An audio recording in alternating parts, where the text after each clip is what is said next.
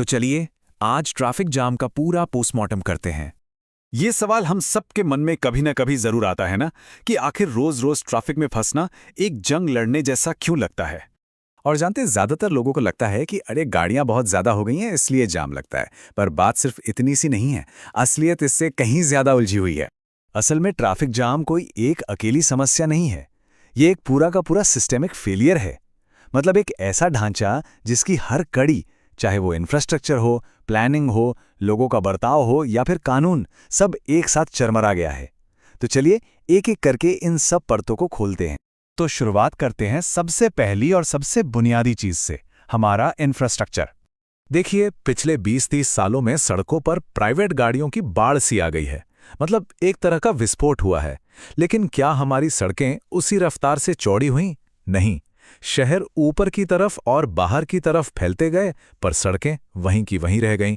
और इसका नतीजा हम सब रोज भुगतते हैं, परमानेंट जैम। अब इसमें एक और तड़का लगता है हमारे मिक्स ट्रैफिक का। ये भारतीय सड़कों की एक बहुत ही अनोखी चीज है। जरा सोचकर देखिए, एक ही सड़क पर पैदल चलने वाले भी हैं, साइकिल वाला भी है, गाय भी घूम रही है, बाइक, कार, बस, ट्रक, सब कुछ एक साथ।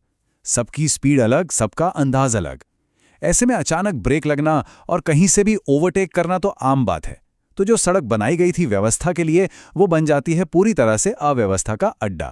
जो थोड़ी बहुत कसर बाकी रह जाती है उसे पूरा कर देते हैं सड़कों के गड्ढे, अचानक आ जाने वाले यू टर्न और टूटे फूटे सिग्नल। एक मामूली सा गड्ढा भी 40 की स्पीड से चल रही गाड़ी को 5 की स्पीड पर ला सकता है।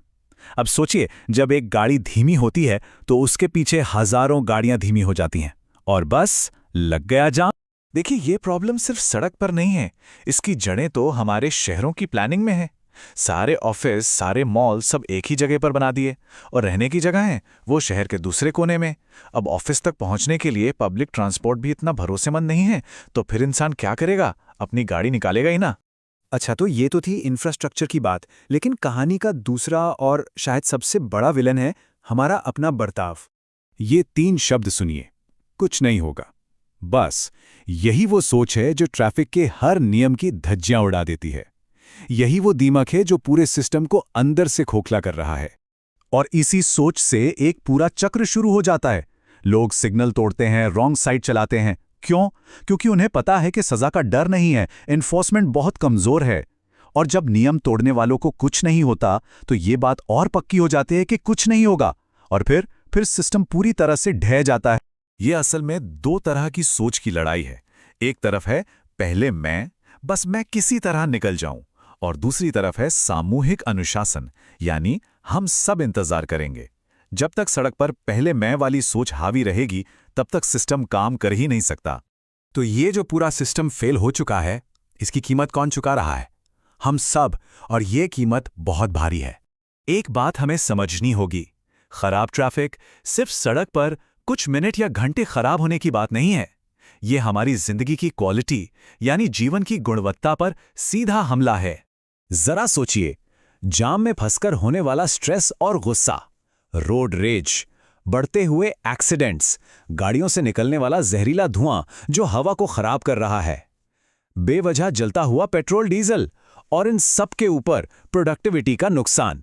मतलब हर तरह से ये जाम हमारे तन, मन और धन सबका नुकसान कर रहा है।